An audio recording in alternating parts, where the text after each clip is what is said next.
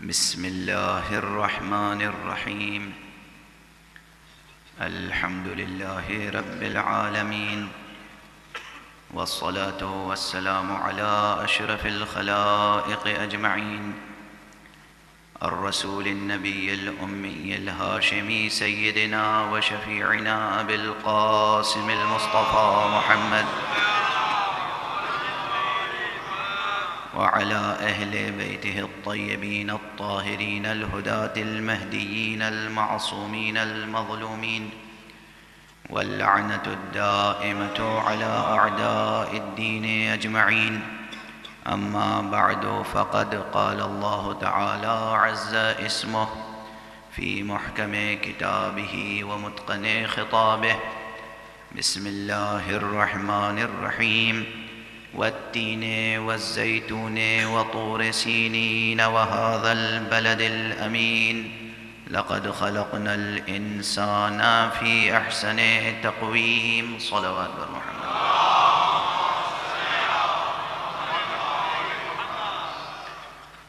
ایک مرتبہ اور بلند تر صلوات محمد.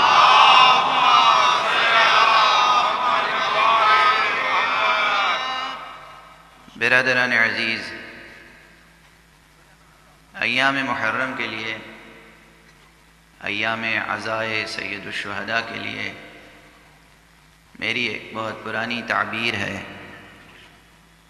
اور وہ یہ ہے کہ یہ مہینہ تعویل قرآن کا مہینہ ہے.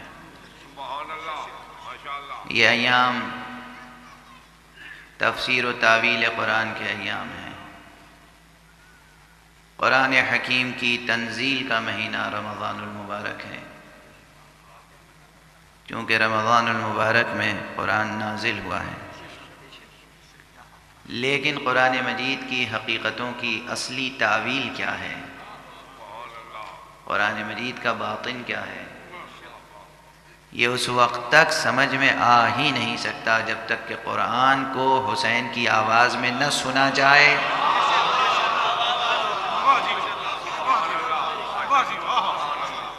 اور قرآن کی تفسیر و تعویل کو معرکہ کربلا کی روشنی میں نہ پڑھا جائے. آج ڈاک کے ذریعے سے مجھے ایک خط ملا، جس پر خط لکھنے والے کا نام موجود نہیں ہے، اور آخری جملہ یہ ہے کہ یہ دیکھیے کہ کہنے والا کیا کہہ رہا ہے، یہ مت دیکھیے کہ کون کہہ رہا ہے. بہت سے کلمے ایسے ہوتے ہیں کہ جن کے لیے مولا علی علیہ الصلاۃ والسلام کا ایک جملہ ہے کہ الکلمۃ حق یراد بها الباطل. کلمہ تو حق ہے مگر مراد باطل ہے. تاریخی جملہ ہے، معلوم ہے کس موقع پر ارشاد فرمایا تھا. کلمہ حق ہے، مراد باطل ہے. جب کوئی بات اچھی ہو تو کہنے والا مقام انکسار میں یہ کہے کہ یہ دیکھیے کیا کہہ رہا ہوں، یہ نہ دیکھیے کون کہہ رہا ہے. جب بات باطل ہو اور پھر یہ جملہ کہا جائے، اس کے معنی یہ ہے کہ اسے احساس ہے کہ بات کتنی کمزور ہے. اس میں جرأت نہیں ہے کہ اس کلمے کے ساتھ اپنا نام لکھ سکے. اور فرما رہے ہیں، بس آپ سمجھ لیجئے کہ اس بات کا وزن کیا ہوگا جس کا کہنے والا اپنا نام بتانے سے شرمائے. اس 2 صفحے کے طویل خط میں جہاں بہت سی املا کی غلطیاں ہیں، زبان کی غلطیاں ہیں، مضمون کی غلطیاں ہیں، وہاں موضوع کی غلطی یہ ہے کہ گویا نصیحت کی گئی ہے تمام خطباء کو، تمام علماء کو، تمام خدمت گزاران عزائے سید الشہداء کو کہ آپ کب تک کس لیے یہ عزاداری کرتے رہیں گے؟ ہر شخص کو ایک نہ ایک دن اس دنیا سے جانا ہے. میں اس خط کا حوالہ نہ دیتا، لیکن ظاہر ہے کہ وہ آج ہی ملا، اور وہ ایسا معلوم ہوتا ہے کہ وہ خط سب کو بھیجا گیا ہوگا، اور خط بھیجنے والا میں احتمال دیتا ہوں کہ ہو سکتا ہے واقعاً مغالطے کا شکار ہو، کہ بھئی ہر ایک کو ایک نہ ایک دن اس دنیا کو چھوڑنا ہے، مرنا ضرور ہے. کیا سید الشہداء امام حسین سبط نبی صلی اللہ علیہ وآلہ وسلم کیا اس لیے تشریف لائے تھے کہ ہمیشہ رہتے اس دنیا میں؟ اپنی وفات انہوں نے، طبیعی موت انہیں نہیں آئی، شہید ہو گئے. تو ایک نہ ایک دن تو خاتمہ ہونا ہی تھا، ہو گئے. اب اس کو یاد رکھنے کی کیا ضرورت ہے؟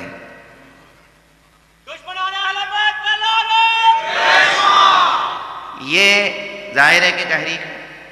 ضرورت میں بتاؤں، حسین کو کوئی ضرورت نہیں ہے.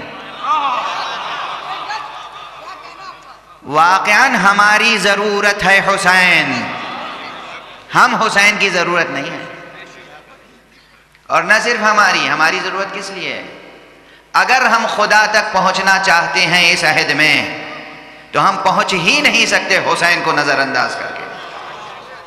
اگر ہم قرآن مجید کو سمجھنا چاہتے ہیں، ممکن نہیں ہے کہ ہم قرآن مجید کو سمجھ لیں واقعہ کربلا کو نظر انداز کر کے. ممکن نہیں ہے کہ دو الفاظ کی تشریح مکمل ہو جائے، رشد اور غی کی تشریح، جب تک کہ کربلا کا ریفرنس درمیان میں نہ آئے. کیا گفتگو ہے؟ کہاں نگاہ کج ہو گئی؟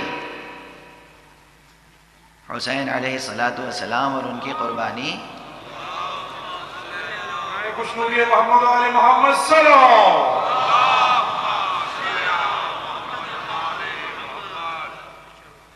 اس میں ایک فقرہ یہ بھی ہے کہ ہو سکتا ہے آپ اثنا عشری مذہب سے ہوں، شیعہ مسلک سے ہوں.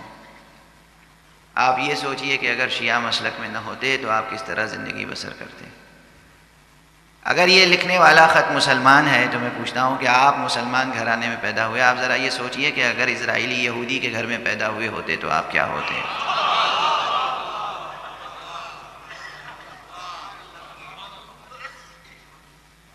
آپ ایک ہندو بت پرست کے گھر میں پیدا ہوئے ہوتے تو کیا ہوتے. یہ کوئی آرگومنٹ ہے؟ آپ مطالعہ کیجئے تاریخ کا اور دیکھیے کہ کتنے وہ ہیں کہ جو ہمارے مسلک پر نہیں تھے، لیکن جب انہوں نے تاریخ پڑھی اور آنکھ کھل گئی تو وہ حسین کے تصور میں فنا ہو گئے.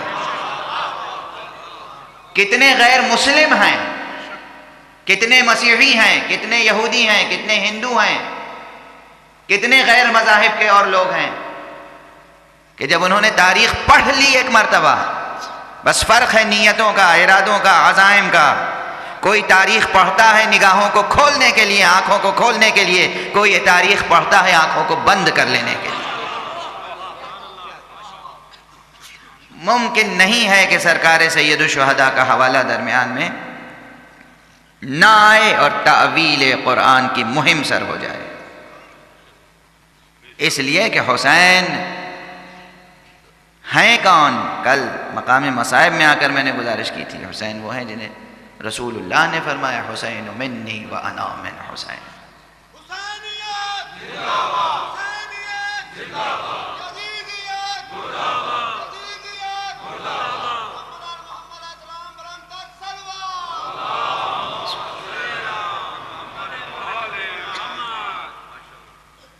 حسین منی وانا من حسین، یہ فقرہ کتنی مستند حدیث کی کتابوں میں موجود ہے. الحسن والحسین سیدہ شباب اہل الجنہ، یہ جملہ کتنی حدیثوں میں موجود ہے. اور جب تک کوئی جنت کا طلبگار ہوگا دنیا میں، اس وقت تک حسین کی سیادت اور امیری اور امامت برقرار رہے.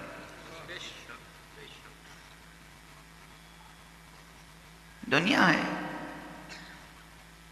پھر پلٹ کے آ رہا ہوں اگرچہ اس خط نے مزاج کو دگرگوں کر دیا ہے، لیکن دگرگوں اس لیے نہیں کہ اس میں کوئی معقولیت ہے، دگرگوں اس لیے ہے، افسوس ہوتا ہے کہ آج تک کتنے نامعقول افکار کے لوگ موجود ہیں۔ یہ دلسوزی کی بات ہے، یہ ہمدردی کی بات ہے۔ میں دلسوزی سے گزارش کر رہا ہوں، میں جاننا چاہتا ہوں وہ کون سی طبیعت ہے جو حسین جس کو پسند نہیں آتے، وہ کون سا ذہن ہو سکتا ہے جو نام حسین کو گوارا نہیں کرتا۔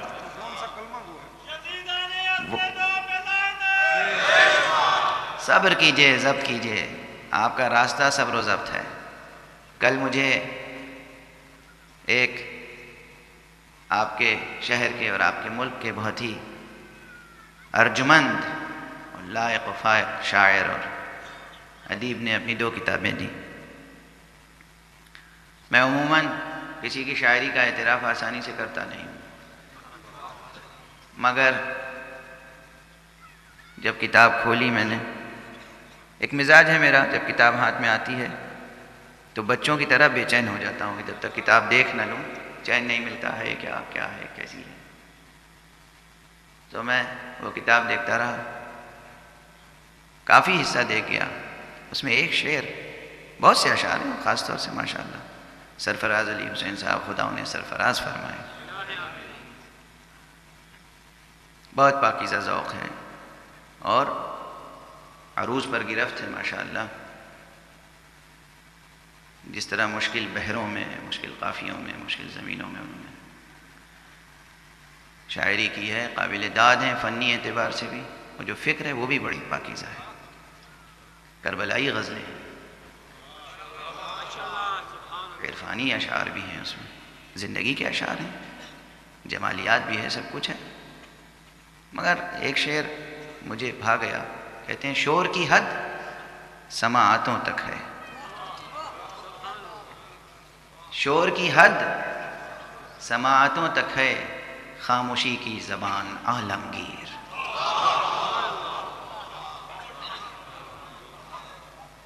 سمجھیے سمجھیے، اس میں ایک پیغام ہے، ہاں، شور کی تعبیر میں نعرہ صلوات داخل نہیں ہے، نعرہ حیدری شامل نہیں ہے، یہ شور نہیں ہے، یہ شور نہیں ہے جو ہم اپنے جذبات عقیدت میں نعرے بلند کرتے ہیں۔ اسے شور نہ کہیے، اسے شور کہنا شر ہے۔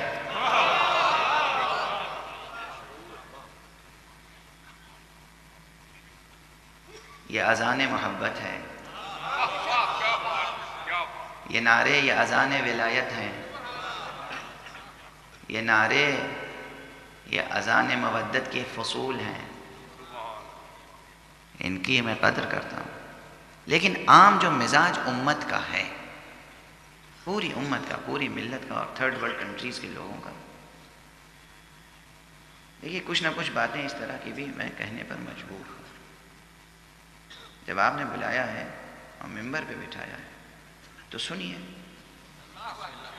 اور سن کے یاد رکھیے۔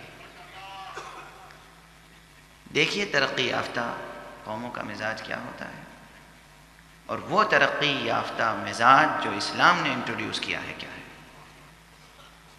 ہم اگر اس مزاج پر پوری طرح اترتے ہیں تو ہم سرفراز ہیں، اور اگر کچھ اترتے ہیں اور کچھ نہیں اترتے ہیں تو پھر ہمیں کوشش کرنی چاہیے کہ پورے اس مزاج سے ہم آہنگ ہو جائیں۔ جب تکبیر کا وقت ہو تکبیر بلند ہو، جب اذان کا وقت ہو اذان دی جائے، دن میں 5 بار اذان دی جائے۔ یہ 5 بار اذان علامت ہے، علامت اس بات کی ہے کہ جب حق کو پکارنا ہو تو پکارو، لیکن اس کے علاوہ نہایت صبر سے، ضبط سے، ہوش مندی کے ساتھ، زیرکی کے ساتھ، لطافت شعور کے ساتھ، ظرافت طبع کے ساتھ، حلاوت زبان کے ساتھ اپنی بات دوسروں تک پہنچاؤ۔ پوری اذان اور پوری اقامت دیکھیے مزاج کیا ہے، اللہ کی طرف اور نیکیوں کی طرف بلایا گیا ہے مختلف صیغوں میں، مختلف جملوں میں۔ صرف ابتدا میں جو پہلا جملہ ہے اللہ اکبر، وہ بھی مثبت جملہ ہے، اشہد ان لا الہ الا اللہ، اس میں جو لا الہ ہے یہ بہت اہم ہے۔ میں کچھ پیغام دے رہا ہوں، اذان کے کتنے جملے ہیں، ان تمام جملوں میں پازیٹیو میسج ہے، اور ان تمام پازیٹیو میسیجز میں ایک بات اہم یہ بھی ہے کہ لا الہ بھی کہا جائے، یعنی باطل معبودوں کا انکار بھی کیا جائے۔ باطل معبودوں کا انکار کیے بغیر برحق معبود کا اقرار فائدہ نہیں پہنچا سکتا۔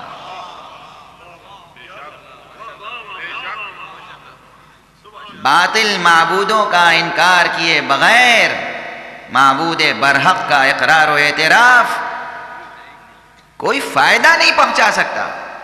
یہ ممکن نہیں ہے کہ ہم لات و حبل کا بھی قائل رہیں اور اللہ اکبر کے بھی قائل رہیں، نہ لات نہ حبل نہ عزا، صرف لا الہ الا اللہ۔ اور فرمایا آپ نے لیکن اس اذان کے فقروں میں جو تہذیب ہے اس تہذیب کے ہم آپ سب پابند ہو جائیں تو پھر دیکھیں کیا تاثیر پیدا ہوتی ہے۔ اور فرما رہے ہیں آپ نعرے لگایا کریں، ولایت کے نعرے زیادہ لگایا کریں۔ ولایت کا نعرہ خود ہی غیر اہل ولایت کے دل کو کاٹ کر رکھ دیتا ہے۔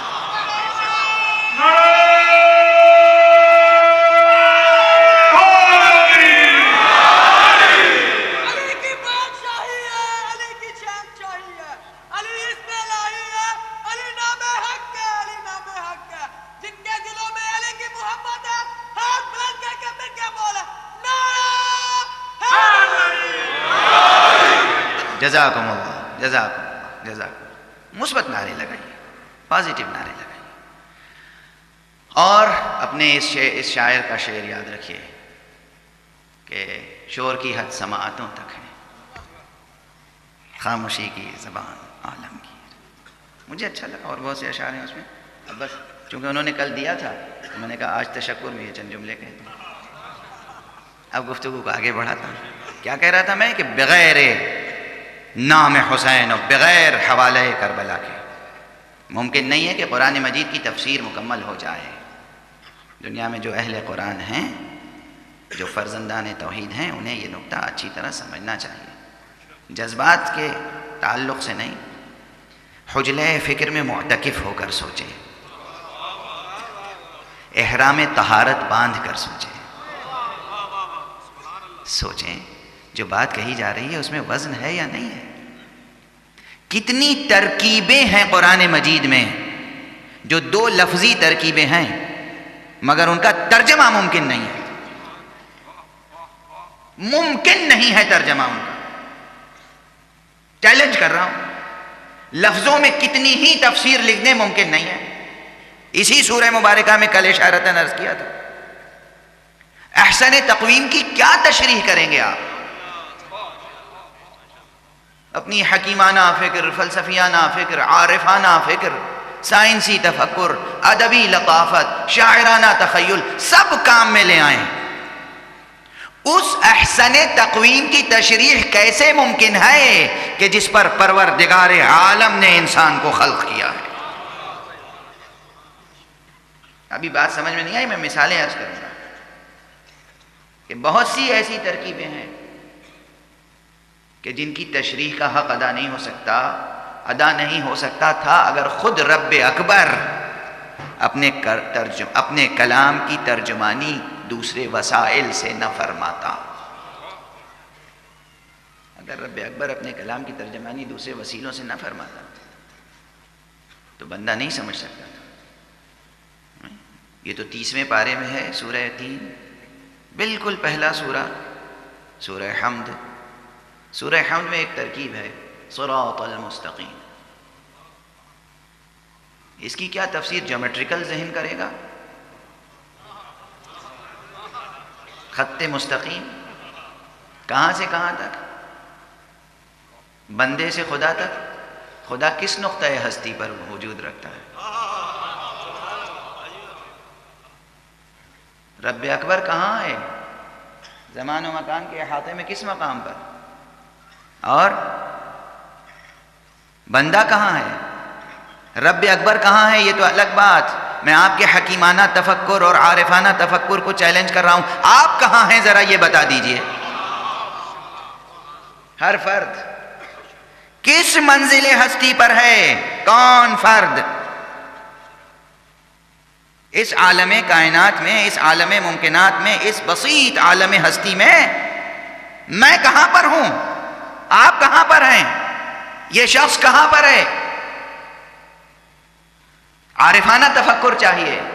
کائنات کی عظمت کا تصور کریں اور بتائیں کہ عبد اور معبود میں کون سا خط مستقیم کھینچا جائے. ناممکن ہے کہ صراط مستقیم کی لفظی تشریح ہو جائے. اگر ممکن ہوتا تو قرآن مجید میں شخصیتوں کا حوالہ نہ دیا جاتا. رب اکبر نے کہا صراط الذین انعمت علیہم، ان لوگوں کا راستہ جن پر اللہ کی نعمت ہے. صلوات پڑھ دیں محمد و آل محمد.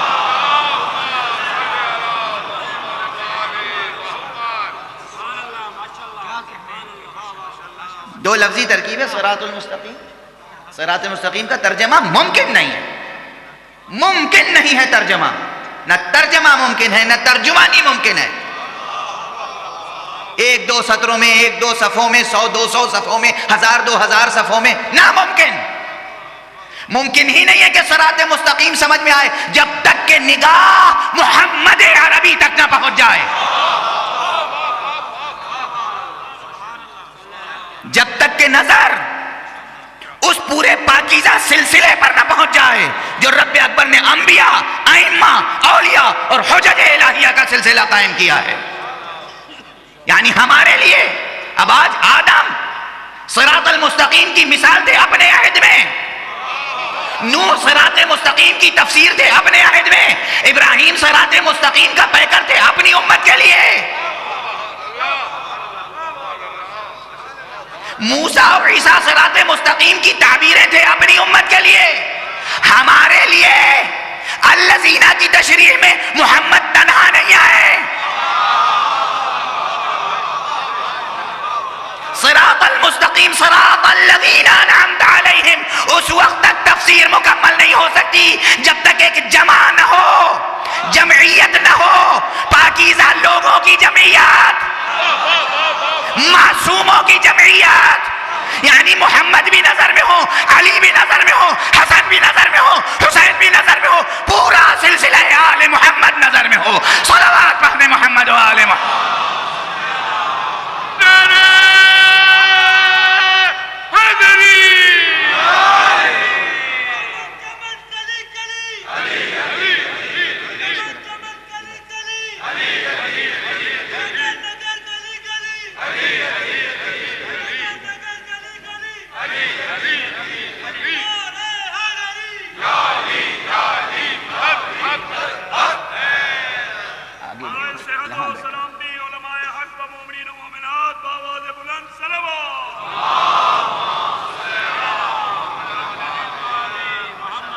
واضح ہے.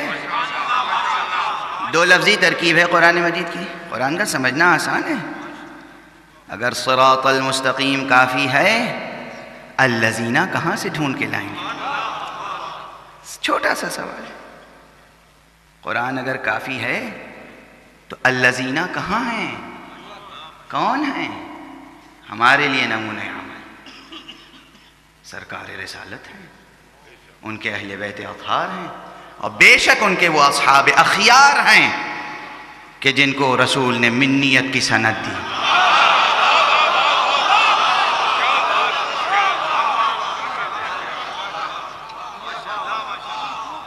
سلمانو منا اہل البیت، ابو ذر منا اہل البیت. اصحاب ہیں، کیا قیامت کے اصحاب. سلمان وہ صحابی ہیں جن کے لیے حضور کا ارشاد ہے کہ تم میں سے کون ہے لقمان جیسی عقل رکھنے والا، حکمت رکھنے والا، جو سلمان کو سمجھ سکے.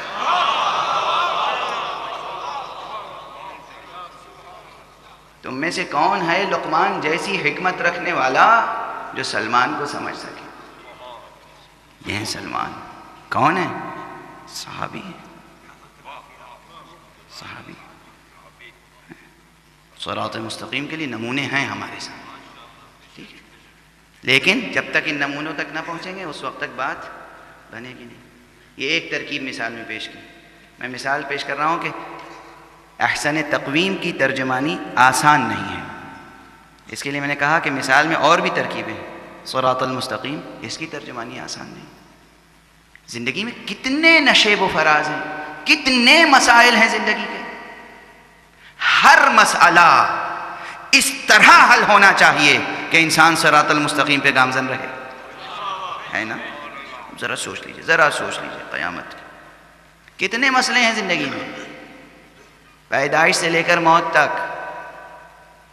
بھئی وجودی مسئلے ہیں، حیاتی مسئلے ہیں، سماجی مسئلے ہیں، انفرادی مسئلے ہیں، اجتماعی مسئلے ہیں، نفسیاتی مسئلے ہیں، جمالیاتی مسئلے ہیں، معاشرتی مسئلے ہیں، اقتصادی مسئلے ہیں، سیاسی مسئلے ہیں، علمی مسئلے ہیں، فکری مسئلے ہیں. کتنے مسئلے ہیں. ہر مسئلے کو اس طرح حل ہونا چاہیے اور ہر مسئلے سے ایک مکلف کو، ایک مسلم کو، ایک اچھے انسان کو اس طرح عہدہ برا ہونا چاہیے کہ اس کی زندگی صراط مستقیم سے منحرف نہ ہونے پائے. ہے یا نہیں یہ مطالبہ؟ یہ اس کی طرف سے تو مأمور ہے مأمور من اللہ تو ہے ہی یہ حقیقت. ہمارے نفس کی بھی تو طلب ہے. ہم جب کھڑے ہوتے ہیں محراب عبادت میں، ایاک نعبد و ایاک نستعین، ذرا سوچئے کہاں کھڑے ہیں، کس کے سامنے کھڑے ہیں؟ عظیم ترین ہستی کے سامنے کھڑے ہیں. یعنی ترین کے معنی یہاں پر کچھ ہے نہیں. امام معصوم ہی نے کسی کو کہا، کسی کو سنا کہ تکبیر کہہ رہا ہے، اللہ اکبر. کہا اللہ اکبر کے کیا معنی سمجھتے ہو؟ ترجمہ ہے اللہ بڑا ہے، بہت بڑا ہے، سب سے بڑا ہے. اس نے کہا اللہ اکبر من کل شیء، ہم یہ سمجھتے ہیں کہ اللہ ہر شے سے بڑا ہے. کہا نہیں، یہ کہو، یہ سمجھو اللہ اکبر من ان یوصف، اللہ اس سے بزرگتر ہے کہ اس کی توصیف ممکن ہو سکے. اللہ اس سے برتر ہے کہ اس کی توصیف ممکن ہو سکے. اب سوچیے اللہ اکبر کہہ کر کس عظیم ہستی کے سامنے کھڑے ہیں اور اس کی مدحت کی، اس کی ربوبیت کا اعتراف کیا، اس کی رحمانیت و رحیمیت کا واسطہ دیا، اس کے مالک یوم الدین ہونے کا تذکرہ کیا، اور اس کے بعد گویا حجاب اٹھ گیا نگاہوں کے سامنے سے.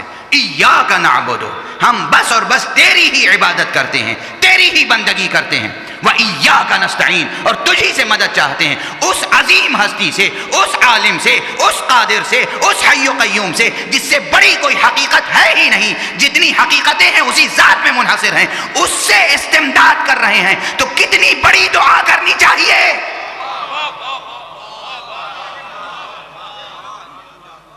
کتنی بڑی دعا کرنی چاہیے، کیا طلب کرنا چاہیے. اس وقت ہمارے ضمیر کی آواز ہے، ہمارے وجود کی آواز ہے، اہدنا الصراط المستقیم، ہمیں صراط مستقیم کی ہدایت فرما. یعنی یہ ہماری طلب ہے، ہر انسان کی طلب ہے کہ زندگی راحت سے گزر جائے، ہر بشر کی طلب ہے کہ زندگی امن کے ساتھ گزر جائے، ہر فرد کی طلب ہے، ضرورت ہے کہ اس کی زندگی آسودگی کے ساتھ، پریشانیوں کے ساتھ نہ گزرے، آسودگی کے ساتھ گزرے. ہے نا؟ سیدھی سادی زندگی بسر ہو، آرام کی زندگی بسر ہو، کہیں کسی سے کوئی رنجش نہ ہو، کوئی زندگی میں انحراف نہ ہو، نشیب و فراز درمیان میں نہ آئے ایسے کہ جن سے انسان عہدہ برا نہ ہو سکے. صراط مستقیم یعنی پوری زندگی کی ایک ضرورت اور ہمارے شعور کی، ہمارے ضمیر کی، ہمارے دل کی طلب. ہم نے کہا اہدنا الصراط المستقیم. اب اگر کوئی ہم ہی سے پوچھے کہ صراط مستقیم سے مراد کیا ہے تو گویا ہم بھی قادر نہیں ہیں تفسیر پر کہ ہم چاہتے کیا ہیں، مجبور ہیں کہ گئے پروردگار ارے ایسی زندگی عطا فرما دے جیسی تو نے محمد کو عطا کی تھی، جیسی تو نے آل محمد کو عطا کی تھی. اور فرما لیں نہ ہم قادر ہیں تفسیر پر اپنے مافی ضمیر کے، نہ یہ ممکن ہے کہ رب اکبر کی استعمال کی ہوئی ترکیب کی تفسیر کر سکے جب تک کہ بعض ہستیوں کا سہارا نہ لیں. یہی ہستیاں ہیں جنہیں ہم کہتے ہیں کہ السلام علیکم یا تراجم وحی اللہ، اے وحی الہی کے ترجموں تم پر سلام، اے وحی الہی کے ترجموں. ہر شخص آج کل قرآن کا ترجمہ لیے گھوم رہا ہے. میں نے قرآن کا ترجمہ کیا، آپ نے قرآن کا ترجمہ کیا. کتنے لوگ ہیں ترجمہ قرآن کر رہے ہیں، کوئی منظوم کر رہا ہے، کوئی منصور کر رہا ہے. اللہ نے خود قرآن کا ترجمہ کر دیا ہے. قرآن کے ترجمے کا نام ہے محمد، قرآن کے دوسرے ترجمے کا نام ہے علی، قرآن کے تیسرے ترجمے کا نام ہے زہرا، قرآن کے چوتھے ترجمے کا نام ہے حسن، قرآن کے پانچویں ترجمے کا نام ہے حسین. ہمارے پاس قرآن کے 14 ترجمے ہیں اور بس کافی ہیں. صلوات پڑھ دے محمد و آل محمد.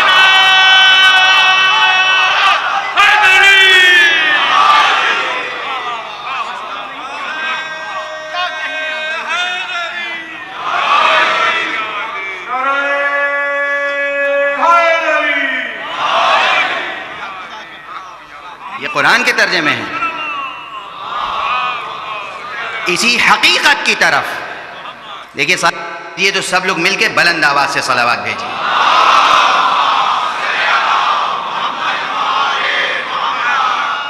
اسی حقیقت کی طرف سرکار رسالت نے اشارہ فرمایا ہے متعدد بار متعدد طریقوں سے، متعدد اسالیب میں. قرآن کتاب علم ہے، جو ترجمہ قرآن ہوگا وہ شہر علم ہے.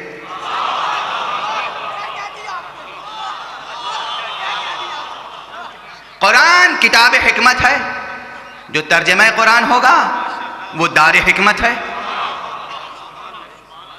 تو فرمایا انا مدینۃ العلم، آیت حدیث رک نہیں گئی. وعلی بابها، میں بھی ترجمہ ہوں، یہ بھی ترجمہ ہے.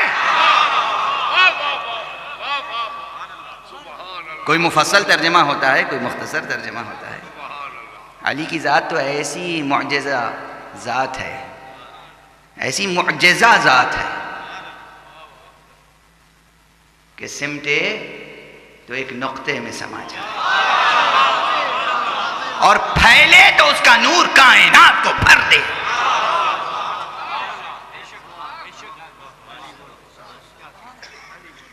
انا دار الحکمہ علی بابو، میں حکمت کا گھر ہوں، علی اس کے دروازے. علی مع القرآن والقرآن مع علی، علی قرآن کے ساتھ ہیں اور قرآن علی کے ساتھ. اس کے کیا معنی ہیں؟ یعنی قرآن کا ترجمہ ہے علی. ترجمہ متن سے جدا ہو ہی نہیں سکتا اگر ترجمہ حقیقی ہو، نہیں جدا ہو سکتا. یہ جملے میرے جملے بھی سمجھنے کے لیے آپ کی اہانت نہیں کر رہا ہوں، بات جہاں جا رہی ہے آپ خود سمجھ سکتے ہیں. میرے جملوں کو سمجھنے کے لیے بھی 2 شرطیں ضرور ہیں، ایک ادبی ذوق ہو اور ایک عرفانی ذوق.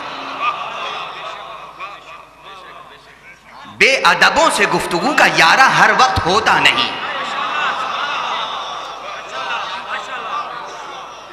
ادب تو ہو، ذوق ادب تو ہو، لطافت شعور تو ہو، ذوق زبان تو ہو، مقدر و محذوف سمجھنے کی صلاحیت تو ہو. اب یہ موٹی موٹی لفظیں زبان پہ آ جاتی ہیں، بچپن کی پڑھی ہوئی سبق میں جو پڑھے ہیں کلمات مقدر محذوف، چونکہ بہرحال مجمع میں علماء تشریف فرما ہوتے ہیں تو انہیں دیکھ کر طالب علم کو سبق بھی یاد آ جاتے ہیں. حضرت مولانا عابدی صاحب تشریف فرمائیں جو خود حجت الاسلام ہیں اور ان کے برادر بزرگ پروردگار ان کا سایہ امت اسلامیہ پر برقرار رکھے. حضرت آیت اللہ العظمیٰ صاحب رسالہ عملیہ مرجع تقلید اور یکی الزعماء حوض علمیہ نجف، جو آپ کے لیے، آپ کے شہر کے لیے، آپ کے ملک کے لیے بھی افتخار کا سرمایہ ہیں، حضرت آیت اللہ شیخ بشیر حسین نجفی صاحب، خدا ان کا سایہ برقرار رکھے اور آپ حضرات کو یہ توفیق عطا فرمائے کہ ان کے وجود کے برکات سے مستفیض ہو سکے. تشریف فرمائیں. تو اب انہیں دیکھ دیکھ کر وہ سبق یاد آتے ہیں مقدر و محذوف کے. بہرحال تو علی قرآن کے ساتھ ہیں، قرآن علی کے ساتھ. یہ کس کا ارشاد ہے؟ علامہ اقبال کا نہیں ہے. علامہ اقبال نے ترجمہ کیا ہے اپنے مصروں میں اس کا. ان سے پوچھئے کیوں کیا ہے، کیوں کیا ہے؟ یہ رسول کا ارشاد ہے. اور جو میں کہہ رہا تھا حسین بھی ترجمہ قرآن ہے. رمز قرآن از حسین آموختی. کس کا ہے یہ مصرع؟ الحاقی تو نہیں ہے. ارے ابھی جسٹس جاوید اقبال صاحب تشریف فرمائیں، اللہ ان کو زندگی عطا فرمائے، ان سے پوچھ لیجئے گا جا کے کہیں کرپٹڈ ورژن تو نہیں چھپ گیا. وہ مثنوی اسرار خودی اور رموز بے خودی بالکل ٹھیک چھپی ہے. کسی اور شاعر نے مصرع کہہ کے تو نہیں داخل کر دیا، جیسے رسول اللہ کے کلام میں بہت سے جھوٹوں نے اپنی حدیثیں داخل کر دی.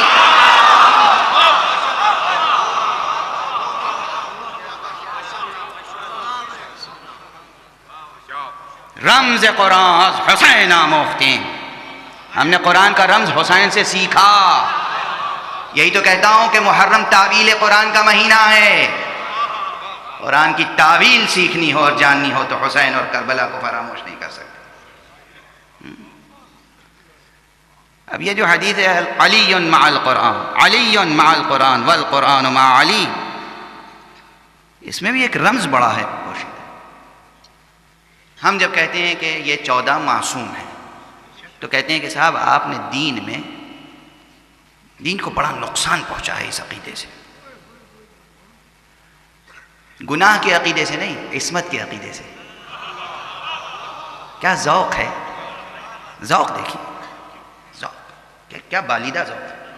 ٹیلی ویژن پہ تقریریں ہوتی ہیں، مقالے لکھے جاتے ہیں کہ ایک مخصوص مسلک نے اسلام کو بہت نقصان پہنچایا. اور کس چیز سے نقصان پہنچایا؟ عصمت کے عقیدے سے. اللہ اکبر. دین آیا ہے کہ تم بھی معصوم بن سکو تو بن جاؤ. دین آیا ہے گناہوں سے بچانے کے لیے. دین آیا ہے متقی بنانے کے لیے.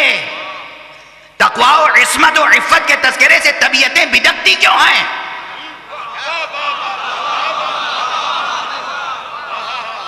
حسن و خیر کا تذکرہ، عصمت و عفت کا تذکرہ، پاک دامنی کا تذکرہ، یہ تذکرہ طبیعتوں پر گرا کیوں ہوتا ہے؟ کیا اتنی کثیف ہو چکی ہے طبیعت کہ اب حسن و خیر کو برداشت ہی نہیں کر سکتی؟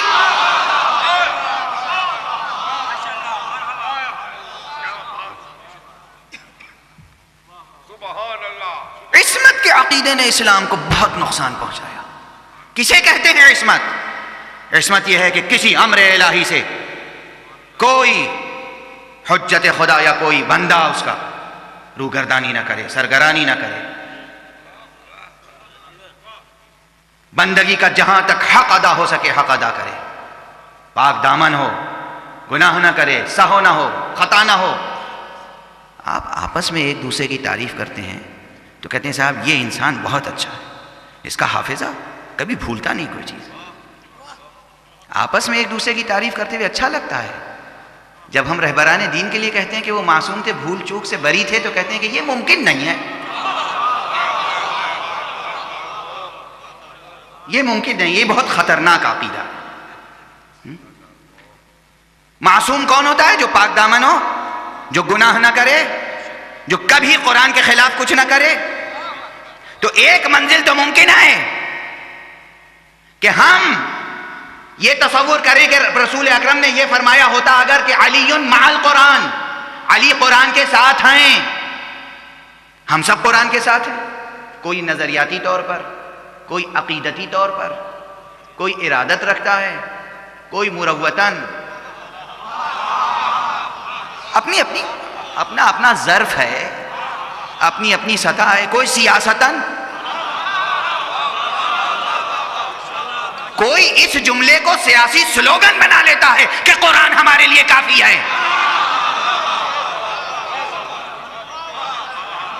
قرآن سے کوئی تعلق نہیں ہے، سیاسی ایک نعرہ ہے قرآن ہمارے لیے کافی ہے، اس لیے کہ اگر یہ نعرہ بلند نہیں کیا جائے گا تو ہم وہ کام کر نہیں سکیں گے جو خود کرنا چاہتے ہیں۔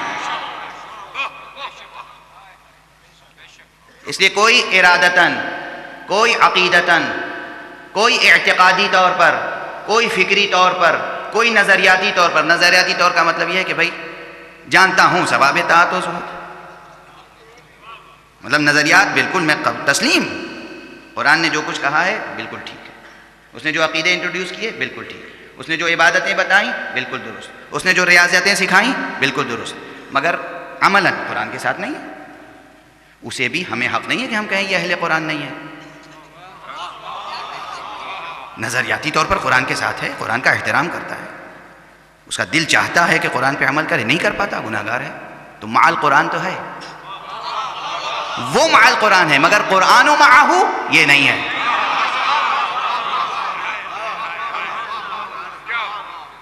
جب مطلقاً کہا جائے کہ علی مع القرآن والقرآن مع علی، علی قرآن کے ساتھ ہے اور قرآن علی کے ساتھ، اس یہ دلیل تنہا کافی ہے عصمت علی ابن ابی طالب کے لیے۔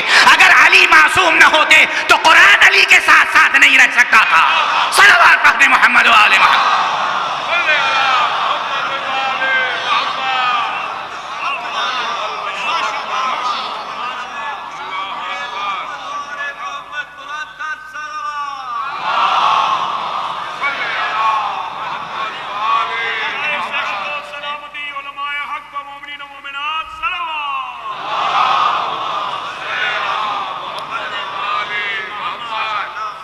یہ سب دلیلیں ہیں اس کی کہ یہ ہیں ترجمہ قرآن، یہ ہیں حقیقت قرآن۔ اچھا ایک اور حدیث سنانا ہے، بحث تو یہ تھی نا کہ کچھ ترکیبیں ایسی ہیں قرآن کی، دو لفظی سہ لفظی ترکیبیں جو جن کے معنی کھلتے نہیں جب تک کہ کوئی پیکر سامنے نہ آئے۔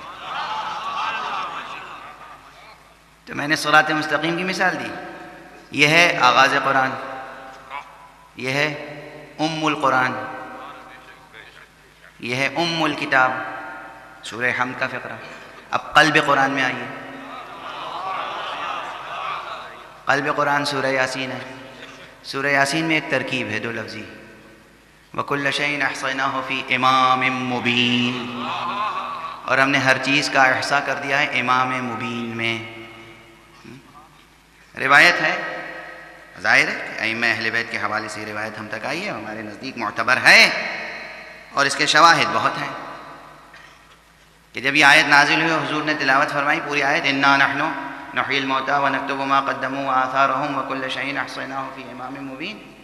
تو اصحاب نے سنا اور بعض کھڑے ہو گئے اور انہوں نے کہا کہ یا رسول اللہ یہ آیت پوری ہماری سمجھ میں آ گئی مگر ایک فقرہ سمجھ میں نہیں آیا، امام مبین سمجھ میں نہیں آیا۔ یعنی امام مبین نیا مسئلہ نہیں ہے،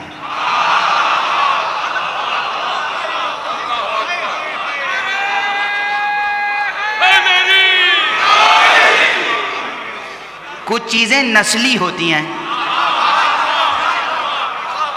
کچھ بیماریاں نسلی ہوتی ہیں۔ اب سائنس سے پوچھئے، بہت سی بیماریاں نسلی ہوتی ہیں، باپ دادا کو تھی تو بیٹے میں ضرور آئیں گی، تو جن کو اس وقت امام مبین سمجھ میں نہیں آیا تھا آج تک ان کی نسلوں کو امام مبین سمجھ میں نہیں آیا۔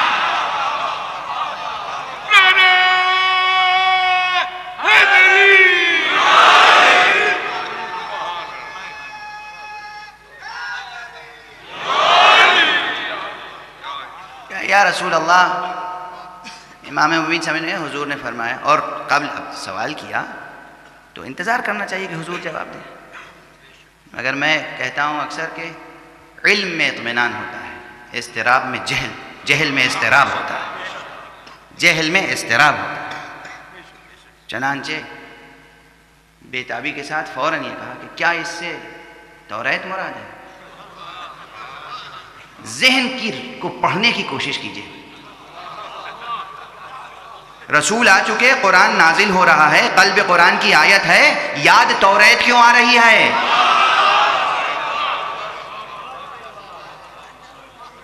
وابستگی کس سے ہے؟ وفاداری کس سے ہے؟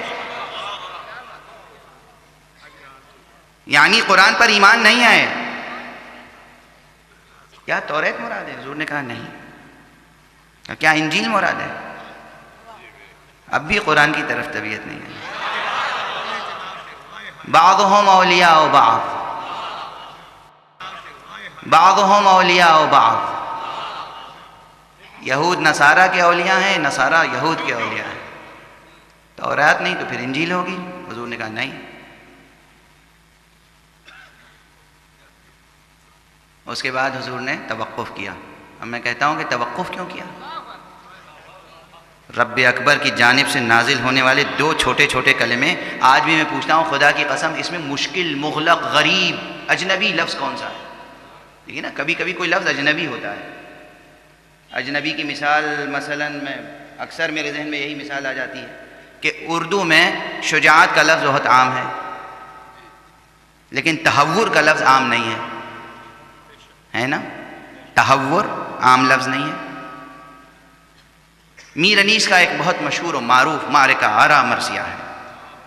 فرماتے ہیں کہ بخدا فارس میدان تہور تھا اور انیس سلاست کے لیے مشہور ہے نا؟ سلاست کے لیے مشہور. انیس نے سامنے کی لفظ چھوڑ کر، دیکھیے مصرع شعراء بیٹھے ہیں، میرا خیال ہے کہ سرفراز علی حسین صاحب بھی بیٹھے ہوں گے، اور بہت سے شعراء تشریف فرما ہیں، بہت سے ادبا ہوں گے، بہت سے موضوع طبع افراد ہوں گے. بخدا فارس میدان شجاعت تھا اور مصرع بدل تو نہیں گیا، ایک ہی بحر میں ہے نا؟ تو جب تہور اور شجاعت ہم وزن کلمات ہیں، الفاظ ہیں، تو پھر انیس نے سامنے کی لفظ شجاعت چھوڑ کر ایک غریب کلمہ کیوں استعمال کیا؟ اب یہ بحث ابھی نہیں کروں گا، آپ کے لیے چھوڑا سوال، سوچئے گا، جواب دیجئے. سارے جواب میں ہی دے دوں. تو اب سامنے کے کلمات چھوڑ کر غریب کلمات استعمال کرنا حکمت کے تحت ہوتا ہے، کوئی مصلحت ہوتی ہے. اور اگر مصلحت و حکمت نہ ہو تو پھر یہ یاد رکھیں کہ وہ عجز بیان ہے، وہ حشو ہے، عجز ہے. عجز بھی ہے، عجز بھی ہے، دونوں ہے. غور فرما رہے ہیں؟ عاجزی ہے، زبان پہ قدرت نہ ہونے کی دلیل ہے. اس میں امام مبین میں کون سا کلمہ ہے جو غریب ہے؟ لفظ امام عربی کا بہت استعمال ہونے والا لفظ ہے، مبین عربی کا بہت استعمال ہونے والا لفظ ہے. وہ امام جو بیان کرنے والا، مبین بیانگر، بیان کرنے والا، روشن کرنے والا، واضح کرنے والا، شرح و بسط کرنے والا، تفصیل پیش کرنے والا، امام مبین. یہ امام مبین دونوں لفظ اکٹھا ہو گئے تو کیا مغلق ہو گیا؟ مشکل ہو گئی ترکیب. کاغذی پیرہن تو نہیں ہوا. اب یہ کہہ رہے ہیں کہ امام مبین سمجھ میں نہیں آیا. حضور نے کہا تورات بھی نہیں ہے، انجیل بھی نہیں ہے. خود حضور بھی ترجمہ کیوں نہیں کر رہے ہیں؟ ایک مرتبہ اشارہ کیا کہ دروازہ مسجد کی طرف دیکھو. پلٹ کے سب نے جو دروازہ مسجد کی طرف دیکھا، علی ابن ابی طالب چلے آنے کا. یہ ہے امام مبین.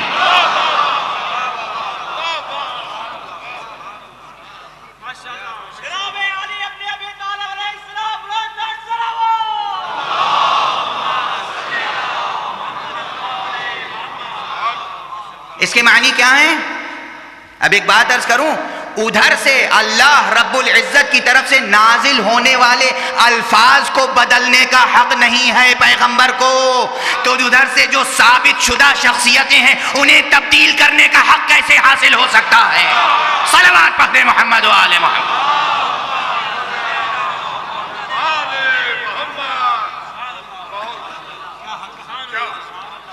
تو صراط مستقیم کی تشریح ممکن نہیں ہے جب تک کہ کچھ ہستیاں سامنے نہ آئیں. امام مبین کی تشریح ممکن نہیں ہے جب تک کہ کوئی ہستی سامنے نہ آئے. اور ترکیبیں ہیں اسی طرح. بقیت اللہ خیر لکم ان کنتم مؤمنین. بقیت اللہ عجیب و غریب ترکیب ہے، خدا کی قسم عجیب و غریب. ہاں مجھے معلوم ہے کہ سیاق و سباق میں ناقہ صالح کا تذکرہ ہو رہا ہے. وہ تذکرہ معلوم ہے، کسے نہیں معلوم ہے؟ جو بھی قرآن کا سنجیدہ طالب علم ہوگا اسے معلوم ہے. لیکن جب تک یہ آیت قرآن مجید میں موجود ہے، بعض ترکیبیں اور تعبیریں ایسی ہیں، دیکھیں یہ یاد رکھیں، بعض ترکیبیں اور تعبیریں ایسی ہیں جن کے ایک سے زیادہ معانی ہیں، ایک سے زیادہ مصادیق ہیں. مفہوم کلی ایک ہے، مصداق ایک سے زیادہ ہے. مصداق ایک سے زیادہ ہے، مفہوم ایک ہے، مفہوم نہیں بدلے گا. مفہوم ایک ہے، مصداق زیادہ ہے. اب مفہوم و مصداق کی بحث کتنی بار میں منبر پہ کر چکا ہوں. مثلا نبی ایک مفہوم ہے، آدم ایک مصداق، نوح دوسرے مصداق، ابراہیم تیسرے مصداق، موسیٰ چوتھے مصداق. نبی مفہوم ہے، نبی جس کو اللہ نے علم دیا ہو، وحی نازل کی ہو، وہ نبی ہے. یہ ایک مفہوم. لیکن خارج میں نبی کے معنی آدم، نوح، ابراہیم. اسی طرح رسول ایک مفہوم ہے، جسے اللہ نے پیغام پہنچانے کے لیے بھیجا ہو. وہ نبی کہ جو صرف اپنی ذات تک علم نہ رکھتا ہو. نبیوں کی قسمیں ہیں. کچھ انبیاء وہ ہیں کہ جن کو علم دیتا ہے، وحی کرتا ہے، الہام فرماتا ہے، مگر کہتا ہے کہ بس یہ تمہاری ذات تک رہے. تم مکلف نہیں بنائے جا رہے ہو دوسروں تک پہنچانے کے. یہ پیغام صرف تمہیں دیا جا رہا ہے. اب ہم گن نہیں سکتے کہ رب اکبر نے کس کس کو علم دیا اور علم دے کر لبوں پر مہر کر دیا. دو قسم کے لوگ ہیں، کچھ کے دلوں پر مہر فرماتا ہے گناہوں کے نتیجے میں، کچھ کے لبوں پر مہر فرماتا ہے اسرار عطا کر کے.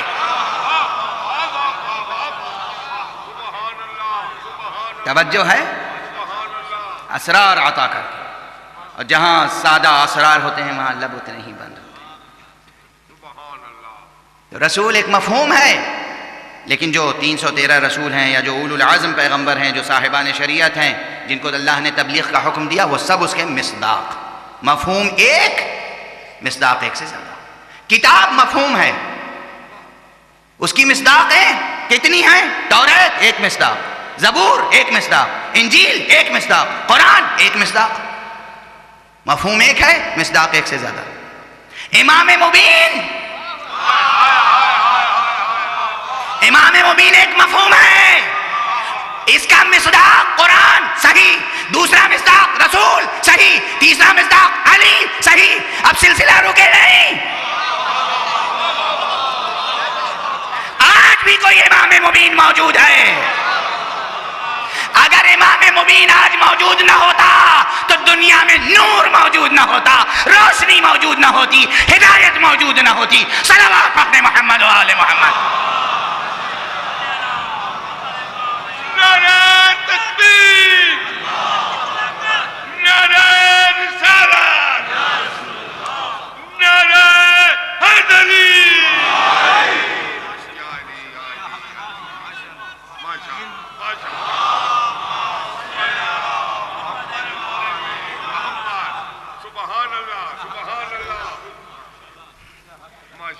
میں کیا عرض کروں، آپ سبحان اللہ کر رہے ہیں. میں سوچ رہا ہوں کہ ابھی پہلے جملے پہ تقریر ٹکی ہوئی ہے، آگے بڑھی نہیں، صرف تمہید کی منزل ہے.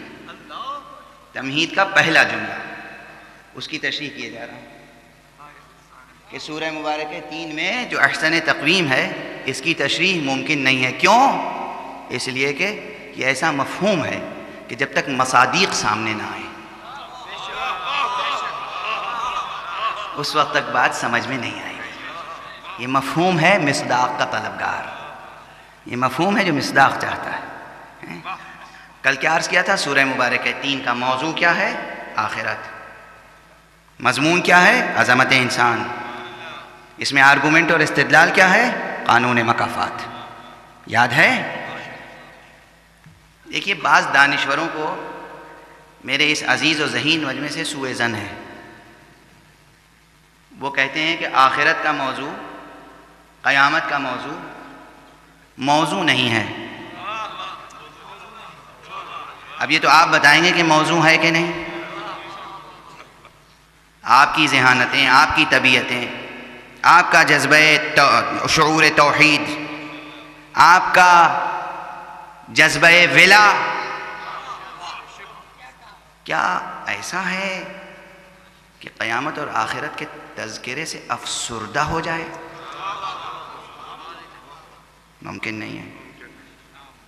یاد رکھیں، ہاں کل میں نے جملہ کہا تھا، ایک حدیث کہی تھی، پوری ذمہ داری کے ساتھ بیان کی تھی، مگر یاد رکھیں ہمارے اوپر کچھ ذمہ داریاں ہیں اور آپ پر بھی کچھ ذمہ داریاں ہیں. ہم نہ آپ کو رحمت خدا سے مایوس کر سکتے ہیں اور نہ خوف خدا سے آزاد. اور یہ بھی یاد رکھیں آپ کو اہل ولا ہونے کا احساس ہے، بلکہ بعض تو نازاں ہیں، غرور ہے. یہ چیز ایسی ہے جس پر غرور زیب دیتا ہے.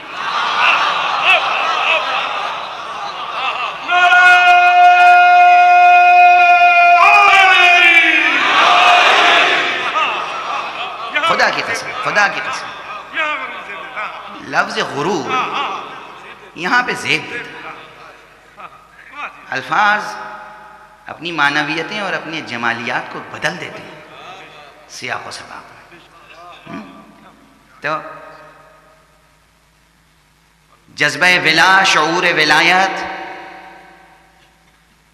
یہ ایسی چیز ہے کہ جس پر غرور بھی زیب دیتا ہے، مگر اس کے تقاضے ہیں.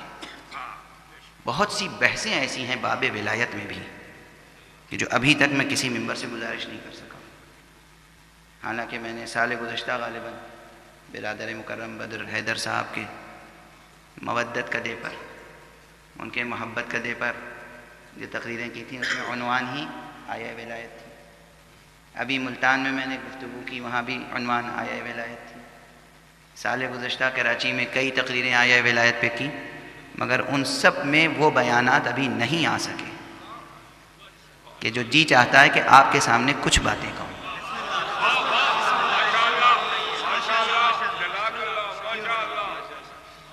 مگر کس لیے کہوں گا؟ اس لیے کہ آپ اپنی ذمہ داری کا احساس کریں. ولایت، جذبہ ولایت کے ابتداءً ولایت کی دو قسمیں کی گئی ہیں. ہر چیز کی قسمیں کئی لحاظ سے ہوتی ہیں، یہ تو بار بار کہنے کی ضرورت نہیں ہے نا.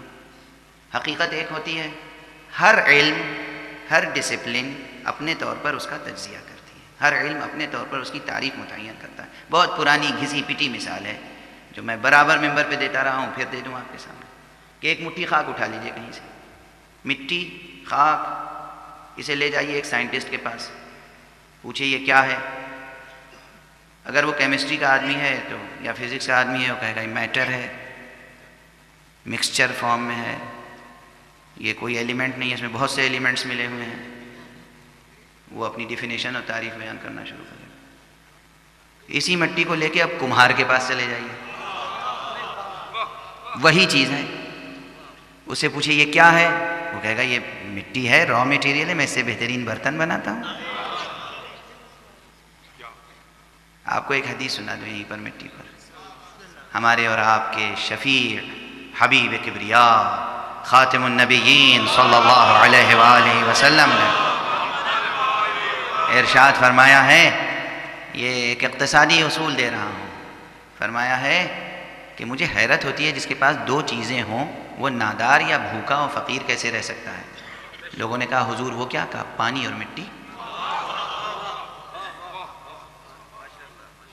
اس کے یہ معنی نہیں ہے کہ صرف آپ سمجھیں کہ میں کیا کروں. بعض حضرات مجلس کے بعد کہتے ہیں کہ بھئی آپ نے تو یہ کہہ دیا، جو میں نے کہا ہی نہیں ہوتا ہے وہ کہتے ہیں یہ کہہ دیا. وہ اس کا یہ ترجمہ نہ کیجیے گا کہ میں نے میسج دیا ہے کہ حضور نے فرمایا کہ سب لوگ کمہار بن جائیں. اتنی محدود تو نہیں ہوگی ذہانت.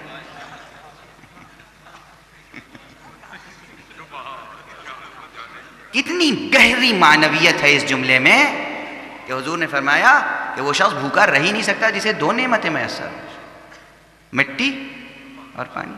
بہرحال کمہار کے پاس گئے، اس نے اپنی ڈیفینیشن سنا دی.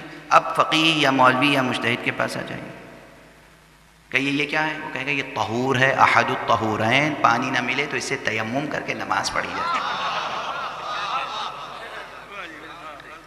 سائنسدان نے الگ جواب دیا، کمہار نے الگ جواب دیا، فقیہ نے الگ جواب دیا، چیز ایک تھی، ڈیفینیشن تبدیل ہو گئی نا۔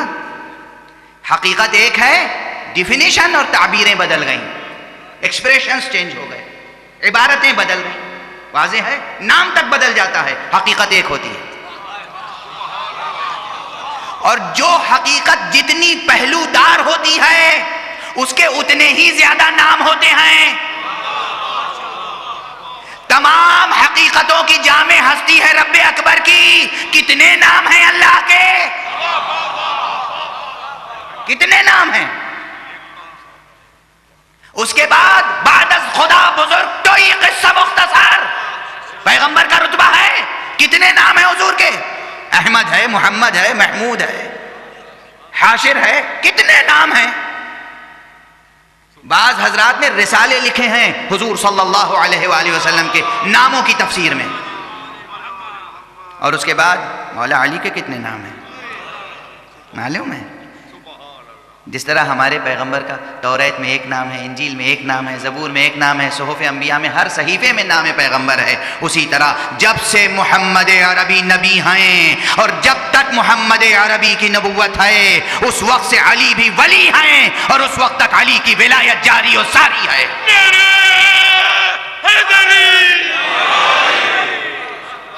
یہ اندھا عقیدہ نہیں ہے۔ لے آئیے توریت و زبور کے آج کے ایڈیشن، یہ ناچیز طالب علم وہ آیت نکال کر دکھا سکتا ہے جس میں 12 اماموں کا تذکرہ موجود ہے۔ محمد عربی کا تذکرہ تو ہے ہی توریت میں، آج جو توریت ہاتھوں میں موجود ہے آج اس میں بھی موجود ہے، بہرحال حقیقتیں، ہر صرف یہ کر رہا تھا حقیقتیں، کبھی حقیقت ایک ہوتی ہے، تعبیریں مختلف ہوتی ہیں۔ اسی طرح مفاہیم ایک ہوتے ہیں، مفہوم ایک ہوتا ہے، مصداق مختلف ہوتے ہیں، ہے نا؟ تو اب حقیقت ولایت ہے کہ ولایت کو مختلف درجہ بندی کی گئی، مختلف قسمیں کی گئی۔ ان میں سے 2 قسمیں یہ ہیں، ایک ہے ولایت حبی، ولایت محبی، ایک ہے ولایت محبوبی۔ ایک وہ ولی ہے جو اللہ کا محبوب ہے، ایک وہ ولی ہے جو اللہ کا محب ہے۔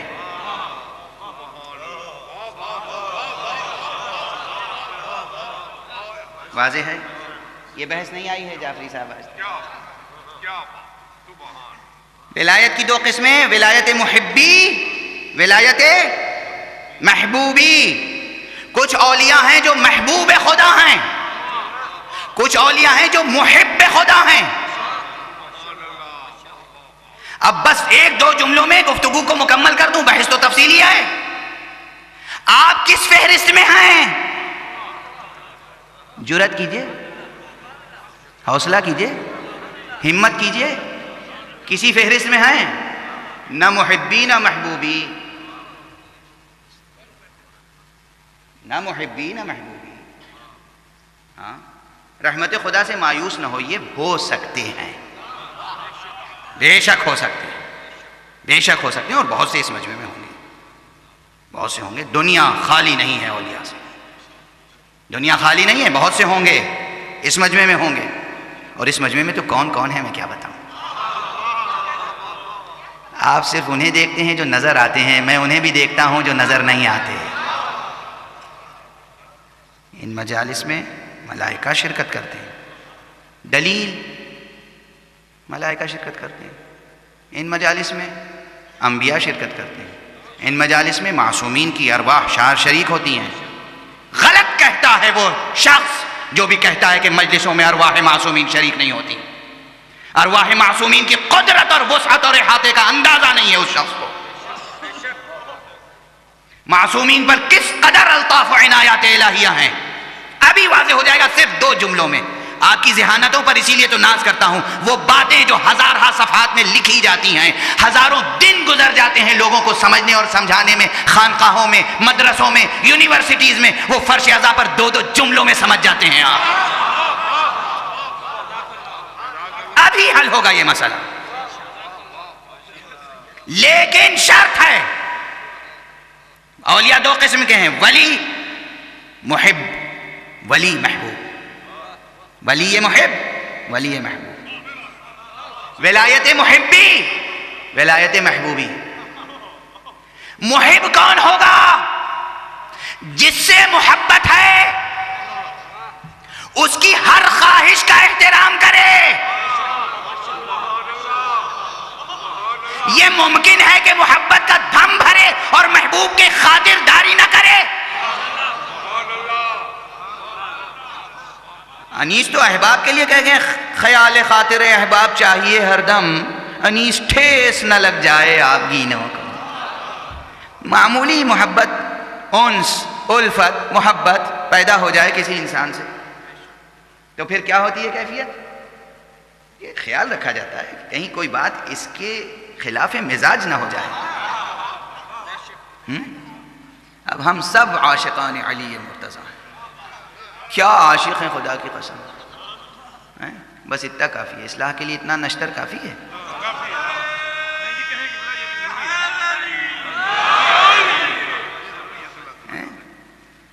آپ لوگ چاہتے ہیں کہ بے نشتر کے دیوان ہو. میر تقی میر کا دیوان بھی 72 نشتر رکھتا ہے. یہ ضروری ہے. سوچئے، یہ بھی واہ واہ کے لیے نہیں ہے. اس لیے نہیں کہہ رہا ہوں کہ آپ بعد میں کہیں بہت عالم بعمل تھے، ذمہ داری پوری کر گئے. میں کر رہا ہوں، آپ بھی کیجئے. ولایت محبی کسے حاصل ہوگی؟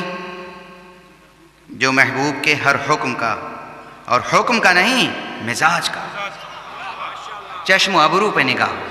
جو چاہتے ہیں وہ کرو، جو نہیں چاہتے نہ کرو. ہیں؟ ٹھیک ہے نا؟ یہ ہے ولایت محبی. اور ولایت محبوبی کیا ہے؟ جب کسی کا کوئی محبوب ہوتا ہے تو وہ اپنی ہر چیز محبوب کو دینا چاہتا ہے.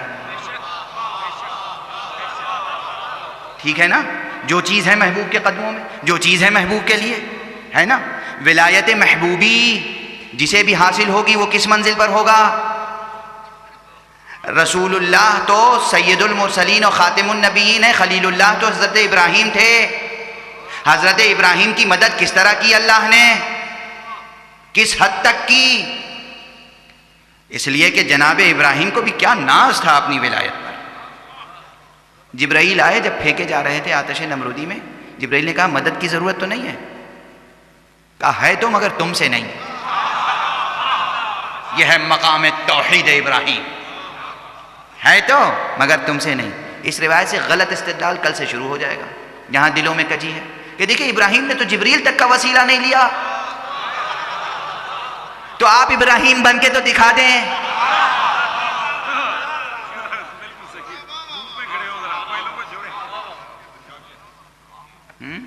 یہ مقام توحید ابراہیم ہے. اچھا، رب نے مدد کی، رب اکبر نے مدد کی، آگ گل و گلزار بن گئی. پیغمبر کا رتبہ ان سے بڑا ہے. وہ خلیل اللہ تھے، یہ محبوب خدا ہے. محبوب خدا ہیں. بلکہ یہ تو اس منزل پر فائز ہیں کہ جو ان کی سچی پیروی کرنے والا ہے وہ محبوب خدا بن جاتا ہے. اسے میرا جذباتی جملہ یا خطیبانہ سخن گسترانہ فقرہ نہ سمجھیے گا. قرآن مجید کہتا ہے قل ان کنتم تحبون اللہ فاتبعونی یحببکم اللہ. اے میرے رسول کہہ دیجئے کہ اگر تم اللہ کی محبت کرتے ہو تو میری پیروی کرو. میری پیروی کرو گے تو اللہ تم کو چاہے گا.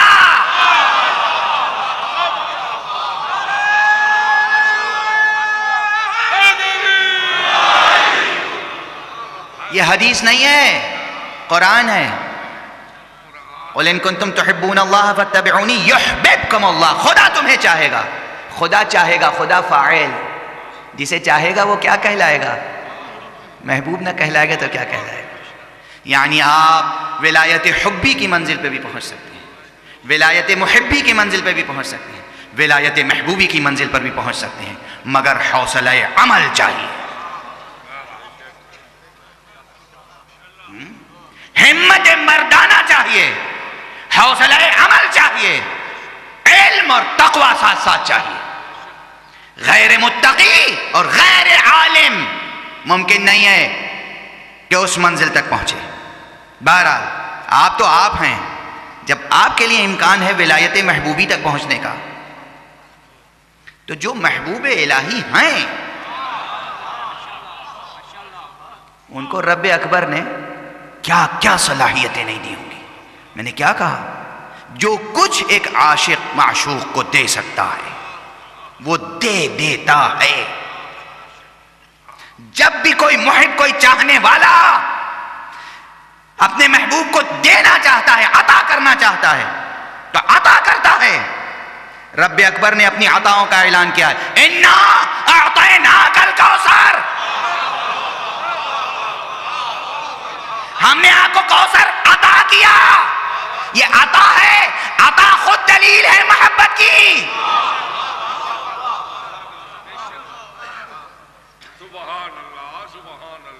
اور ایک نہیں، قرآن مجید میں متعدد مقامات پر عطا الہی کا ذکر ہے. اس لیے اب اس سے زیادہ گفتگو اور مثالیں آپ خود تلاش کیجئے گا. رب اکبر نے عطا کیا ہے یا نہیں؟ عطا کیا ہے. عطا محبت کی دلیل ہے. عطا اس بات کی دلیل ہے کہ مصطفیٰ محبوب الہی ہے. تو جب محبوب الہی ہے تو کیا کیا عطا کیا ہوگا؟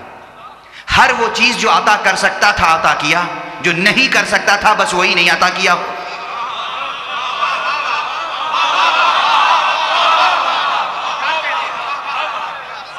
ایک ہی معیار ہے، جو دے سکتا ہوگا دے دیا ہوگا، وہی نہیں دیا ہوگا جو نہیں دے سکتا تھا.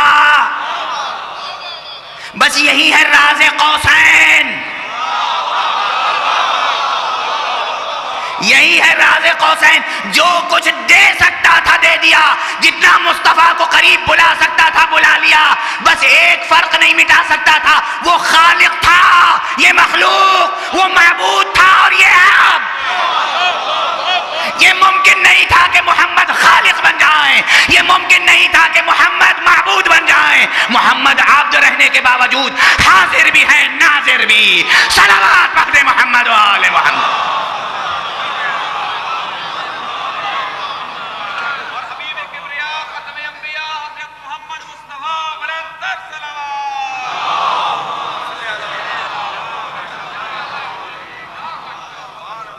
اور جو چیزیں محمد کے لیے ثابت ہو جائیں، بس جملے کو ختم کرنا چاہ رہا ہوں، بحث ناتمام رہ گئی. آخرت سے متعلق گفتگو کرنا چاہ رہا تھا، وہ بحث ناتمام رہ گئی. جو چیزیں سرکار رسالت کے لیے ثابت ہیں وہ سب ان ہستیوں کے لیے ثابت ہو جائیں گی کہ جن کو رسول نے کہا یہ میرے ہیں، یہ مجھ سے ہیں، یہ میری نفس کے برابر ہیں، یہ میرے لیے بمنزلہ نفس کے ہیں. سوائے دو چیزوں کے نبوت محمد پر ختم ہو گئی. بعد مصطفیٰ کوئی نبی نہیں ہو سکتا، وہ خاتم النبیین. علی سب کچھ ہیں، نبی نہیں ہیں.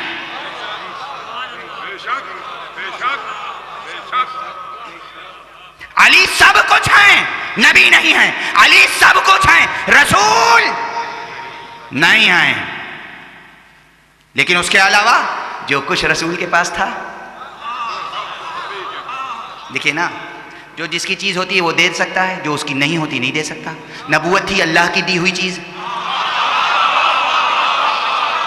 وہ محمد دے نہیں سکتے تھے. جو محمد کی اپنی چیز تھی وہ سب دیا ہوگا کہ نہیں؟ دے دیا. تو جس مقام بندگی پر محمد تھے اسی مقام بندگی پہ علی ہے. بالکل اپنے سانچے میں ڈھالا، جیسے خود تھے، جیسے خود تھے ویسا بنا دیا. عجب نہیں کہ کہتے ہوں، عجب نہیں کہ کہتے ہوں علی نبوت اس کی دی ہوئی چیز ہے، اس نے مجھ پر ختم کر دی.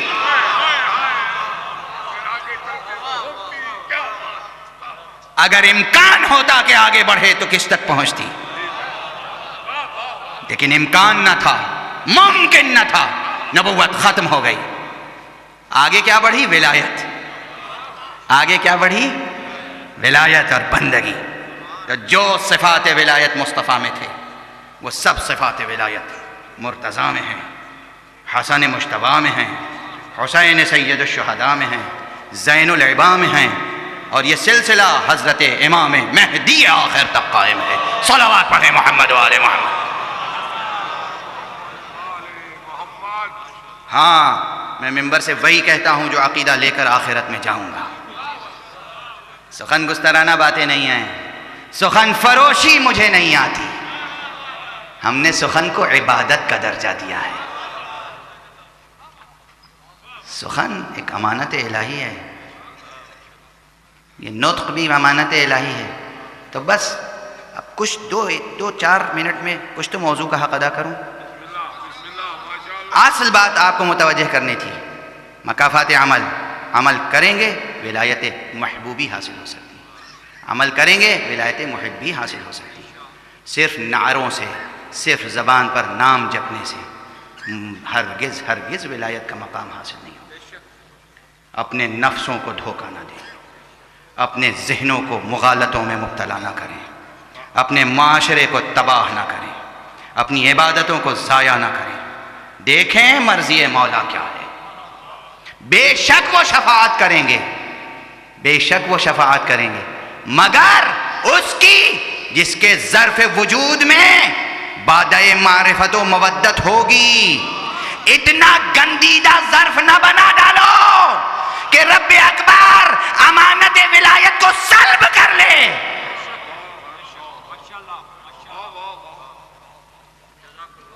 یہ منزل ہے۔ ایسا نہ ہو گناہ جب بڑھتے جاتے ہیں، غفلت بڑھتی جاتی ہے، اور جب نام لے رہے ہیں آقا کا، کام کر رہے ہیں دشمن آقا کا، تو پھر کیا ہوتا ہے؟ آقا میں دست تصرف ہے نا۔ وہ کہتے ہیں کہ ہماری ولایت اس کے دل میں نہیں رہنی چاہیے، سلب کر لو، اور پھر تمت بالخیر نہیں ہوتا، آخری وقت میں کلمہ نصیب نہیں ہوتا۔ اس وقت سے ڈرو، بے خوف نہ ہو۔ شفاعت کریں گے کس کی؟ جس کے دل میں ولایت ہوگی۔ وہاں پہنچنے سے پہلے ولایت رخصت ہو چکی ہوگی تو کیا ہوگا؟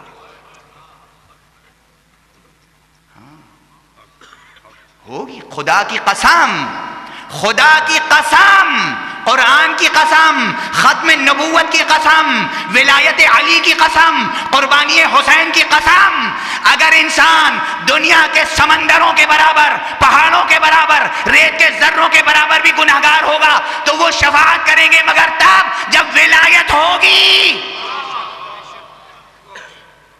اگر ظرف وجود ولایت سے خالی ہو گیا تو کیا ہوگا؟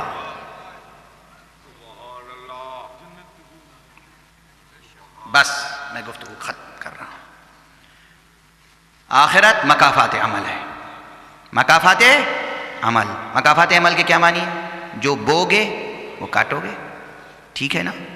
بہت سادہ سی بات ہے، کوئی منطق فلسفے کی ضرورت تو نہیں ہے۔ گیہوں جو بوئیں گے گیہوں کاٹیں گے، جو بوئیں گے جو کاٹیں گے، اچھائیاں بوئیں گے اچھائی ملے گی، برائیاں بوئیں گے، محبت بوئیں گے تو کیا ملے گی؟ محبت۔ جب یہاں دنیا میں ہم ان کی محبت پر جئیں گے اور مریں گے تو وہاں ان سے محبت ہی تو ملے گی۔ تو اگر محبت پر جی رہے ہو اور محبت پر مر رہے ہو تو آخرت کا خوف نہ کرو، پھر جشن محشر کا انتظار کرو۔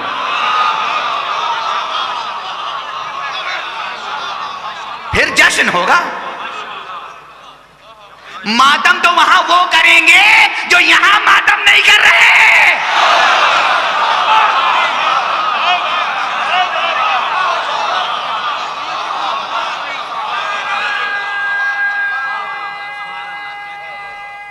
ہمارے لیے جشن ہوگا،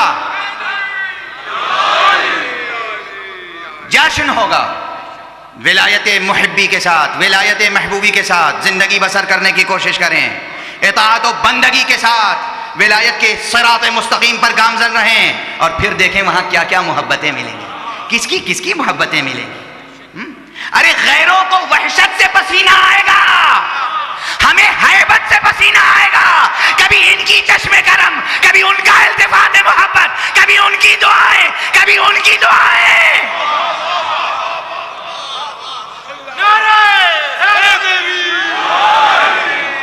کیا جشن ہوگا. حیدری یاری یاری یاری غلط حق ہے. سبحان اللہ سبحان اللہ. بس اب جو کچھ عرض کرنا تھا، بہت سی باتیں ذہن میں تھیں، رہ گئیں. حیات رہی تو آئندہ عرض کروں گا.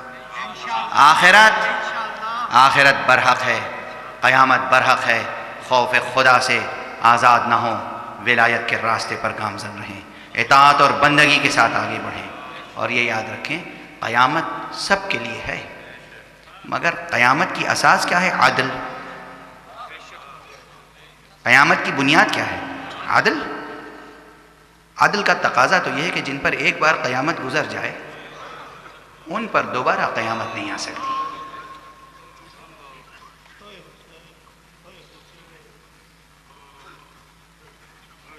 بس جن پہ قیامتیں اس دنیا میں گزر گئیں وہ قیامت سے بھی آزاد ہیں. سب ہلاک ہوں گے مگر وہ ہلاک نہیں ہوں گے جو وجہ اللہ ہی رکھتے ہیں، جو وجہ اللہ کے مفہوم کے مصداق بن چکے ہیں، جو فنا فی اللہ ہو چکے ہیں. ان کے لیے کوئی اب دوبارہ فنا نہیں ہے. فنا فی اللہ ہو جانے کے بعد کوئی فنا نہیں ہے. سور پھونکا جائے گا، سب ہلاک ہوں گے مگر وہ ہلاک نہیں ہوں گے جو فنا فی اللہ ہے. سور پھونکا جائے گا، دوبارہ زندہ ہوں گے مگر ان کے لیے دوبارہ زندگی کے کیا معنی؟ جو پہلے ہی سے زندہ ہوں. بڑے مراتب ہیں، یہ عرفانی دقائق ہیں، یہ عرفانی لطائف ہیں، یہ عرفانی نکات ہیں. اس کو سمجھنے کے لیے بھی حوصلہ چاہیے. جن پر دنیا میں قیامتیں گزر گئیں وہ کون ہیں؟ آل رسول ہیں.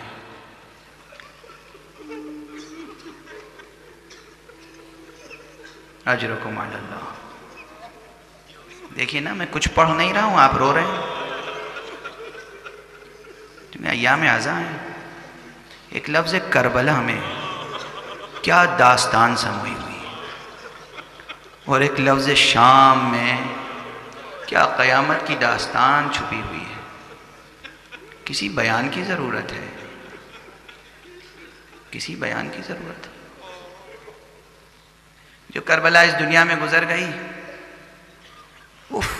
کن کن باتوں کی طرف اشارہ کروں؟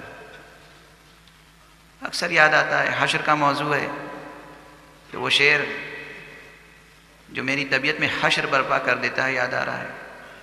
کن کن باتوں کا ذکر کیا جائے؟ حسین کا مدینے سے نکلنا ہی ایک قیامت ہے،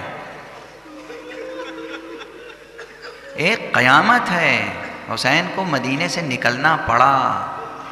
کیوں نکلنا پڑا؟ ایک فاسق، ایک فاجر، ایک ملعون انسان کی بیعت کا مطالبہ کیا جا رہا تھا. قیامت ہے، حسین سے بیعت کا مطالبہ. سید شباب اہل جنت سے بیعت کا مطالبہ. اس کی کوئی منطق ہے؟ اس کی کوئی منطق ہے؟ سید شباب اہل جنت سے، جنت کے سردار سے بیعت کا مطالبہ کوئی منطق ہے؟ کیا ہو گیا ہے مسلمان کی عقل کو؟ مسلمان کا ضمیر کتنا مردہ ہو گیا ہے، کتنا بے شعور ہو گیا ہے، کتنا بے ذوق ہے، کس قدر بے لطفی کی باتیں ہیں. سردار بہشت سے بیعت کا مطالبہ قیامت ہے. اور اس کے بعد مکے میں پناہ نہ ملنا. مکہ کیوں چھوڑا سرکار نے؟ فرمایا حاجیوں کے بھیس میں قاتل آئے ہیں، اور میں یہ نہیں چاہتا کہ میرے خون سے، میرے قتل کے واقعے سے حرم الہی حرم امن الہی کی بے حرمتی. مکہ و منی و عرفات کو چھوڑا، کربلا کی راہ لی. کربلا پہنچنا ایک قیامت ہے، پانی کا بند کیا جانا ایک قیامت ہے، بچوں کا بلک بلک کے التش التش کہنا ایک قیامت ہے، زینب کے سر سے ردا کا چھن جانا ایک قیامت ہے. صبح عاشوراء اکبر کی اذان نے ایک قیامت برپا کی.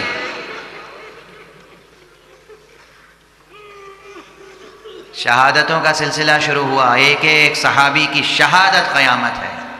قیامت خیز منظر دیکھیں گے، کیا کیا قیامت خیز منظر ہے. حر آیا، حر کا بیٹا آیا، حر کا غلام آیا، حر کا بھائی آیا، سب قتل ہوئے. جب حر کا بیٹا شہید ہو کر تڑپ رہا تھا اور اس نے حر کو پکارا، اور حر جب بیٹے کے لاشے پر پہنچا تو دیکھا حسین پہلے سے موجود ہے۔ کیا قیامت کا منظر ہے! کیا بیٹے کا غم بھول گیا آقا!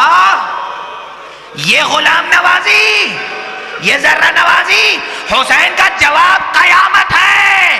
کہا حر جوان بیٹے کا لاشا بوڑھے باپ سے اٹھایا نہیں جاتا۔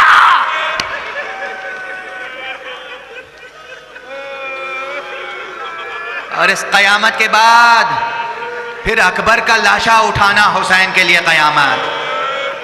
اسی لیے بس اس موقع پر مقاتل میں اور تاریخوں میں جملہ ملتا ہے، اکبر کے لاشے پر پہنچے، اور جب اکبر کے لاشے کو اٹھانے کی منزل آئی تو خیمہ گاہ کی طرف دیکھا، کہا اے بچوں آؤ، اکبر کا لاشا اٹھانے میں بوڑھے باپ کی مدد کرو۔ اجرکم علی اللہ، اجرکم علی اللہ۔ یہ قیامتیں ہیں، اکبر کا لاشا اٹھانا قیامت ہے، قاسم کے لاشے کا پامال ہو جانا، اور حسین کا یہ کہنا بیٹا ارے تیرا چچا تجھ سے شرمندہ ہے کہ تو زندگی میں پامال ہو گیا۔ اور اب اس شعر کو آپ کے حوالے کر دوں جو میں عرض کر رہا تھا، جو میرے وجود میں حشر برپا کرتا ہے۔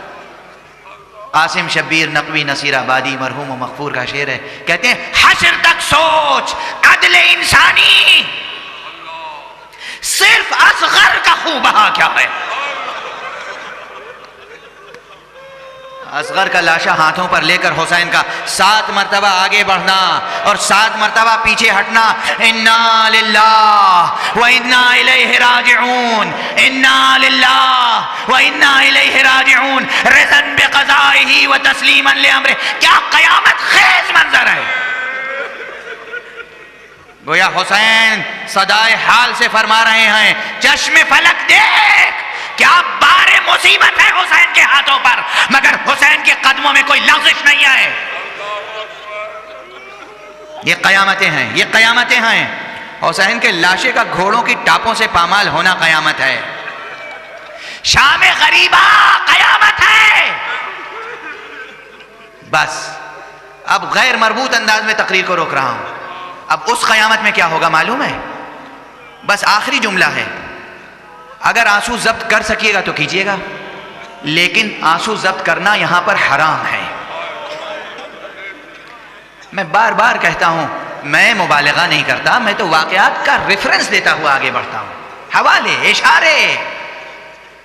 سرکار نبوت نے فرمایا ہے میرے بیٹے حسین کے نام میں وہ سوزش ہے، وہ درد ہے، وہ غم و علم ہے کہ یہ نام سنتے ہی مومن کا دل تڑپ اٹھتا ہے۔ صادق آل محمد نے کہا جب میرے جد مظلوم کا مرثیہ پڑھا جائے، جب مسائب پڑھے جائیں تو بلند آواز سے گریہ کیا کرو، گریہ کرو، تاکہ وہ سوچنے پر مجبور ہو کہ کیوں رویا جا رہا ہے۔ ہم حسین کی شہادت پر نہیں گریہ کرتے، ہم انسان کی شقاوت پر گریہ کرتے ہیں، انسان کی شقاوت۔ ہاں وہاں کیا ہوگا اس حشر میں؟ بس ایک جملہ، 2 روایتیں ہیں عظمت زہرا کے باب میں۔ عظمت زہرا کے باب میں کون زہرا؟ وہ زہرا جس پر باپ کی آنکھیں بند ہوتے ہی قیامتیں گزری۔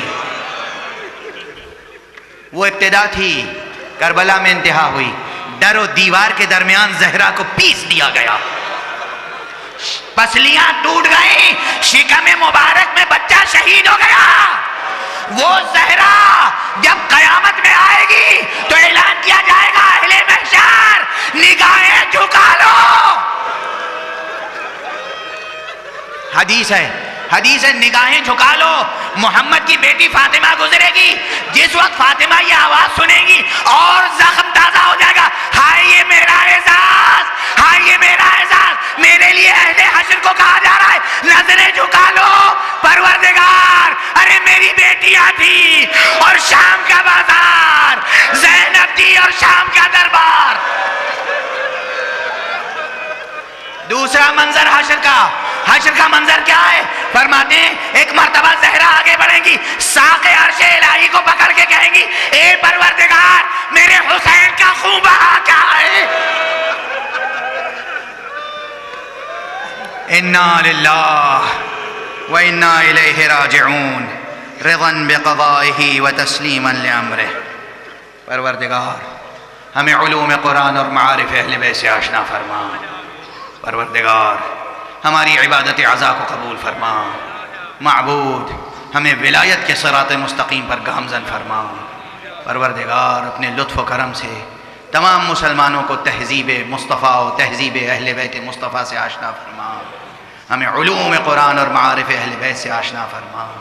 معبود اس وقت اس مجمع میں جتنے بھی حاضرین ہیں چاہے وہ جس مسلک سے جس ملت سے تعلق رکھتے ہوں، ان کے درد کا مداوا فرما، ان کی دعاؤں کو قبول فرما، ان کے دلوں اور دماغوں کو نور معرفت سے بھر دے، انہیں حقیقت آشنا بنا دے، انہیں صراط ولایت پر گامزن فرما کر پروردگار جو بیمار ہوں انہیں شفاء کامل عطا فرما، جو محتاج ہوں انہیں غنی بنا دے، جو غنی ہوں انہیں سخی بنا دے۔